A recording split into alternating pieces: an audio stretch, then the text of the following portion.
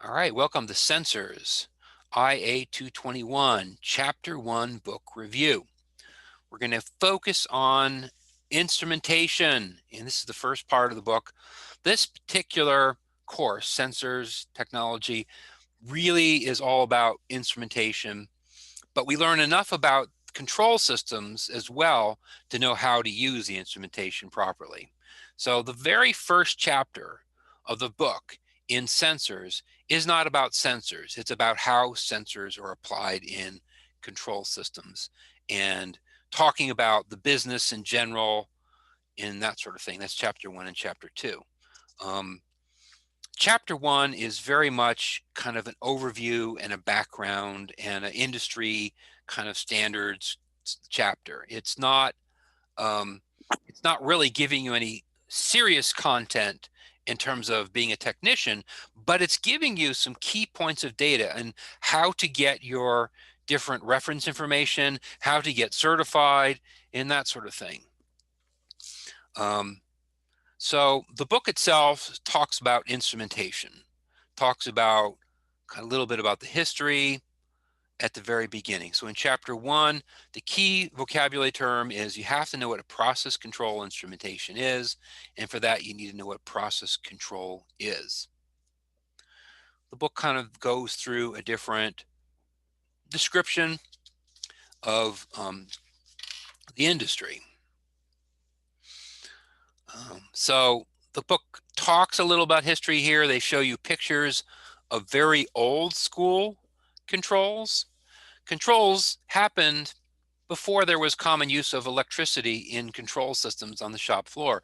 Many of the older control systems used hydraulics and pneumatics, like pneumatic controller was a thing. So all your valves, instead of having an electronic valve or a relay, used a pneumatic valve system to contain all of your logic for controlling a system.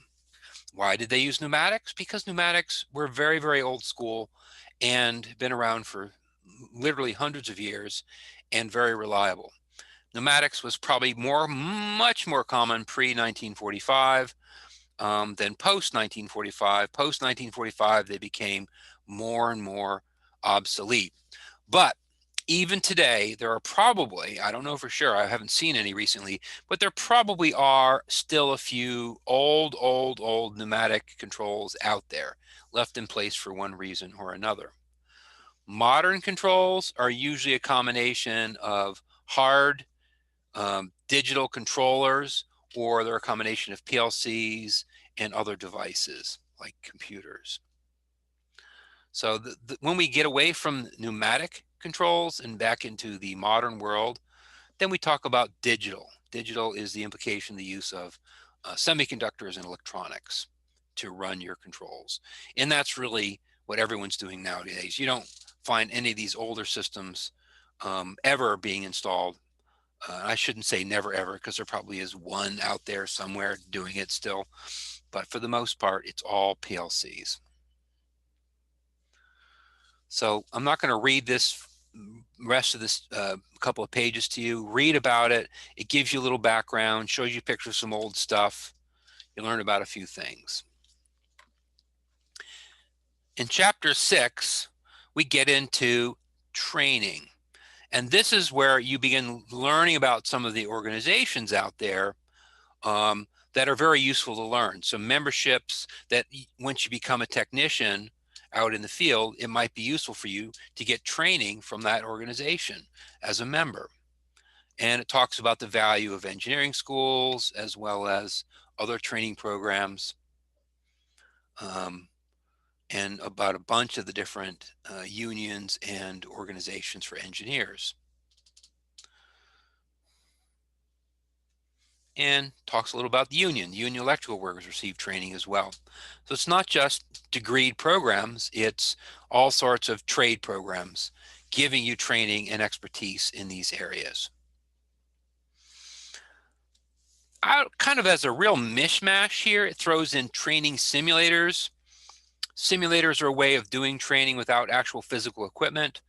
They're, in my opinion, of limited value because as beginning instrument techs, having hands-on skill is the vast more important role for you, having the ability to get in their hands-on quickly and rapidly.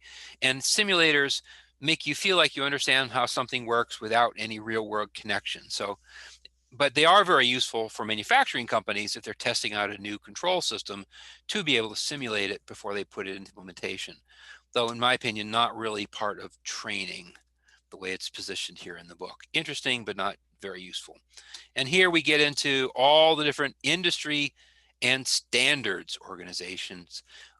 So a lot of times you're going to have standards for how you do the work, how it's wired up, how the pneumatics, hydraulics are hooked up. So we have a lot of different organizations that are listed in here. And this is a very good reference page to keep on hand. And this is one reason why I think a book like this is useful. We've got a variety of pages like this throughout the book. These are all the different standards organizations that you might have to deal with for control systems. That's a lot of different organizations. They're crazy. Government agencies, standards organizations, technical societies, and private organizations. I have highlighted 3 key societies. One of them is ISA. I like them a lot. The International Society of Automation. They've got a good website. They've had good training in the past. IEEE, they are very, very much a standards organization. They're probably the most known for standards, but they are also have membership. I didn't highlight it, but ASHRAM is a common one, especially if you're going to be in HVAC.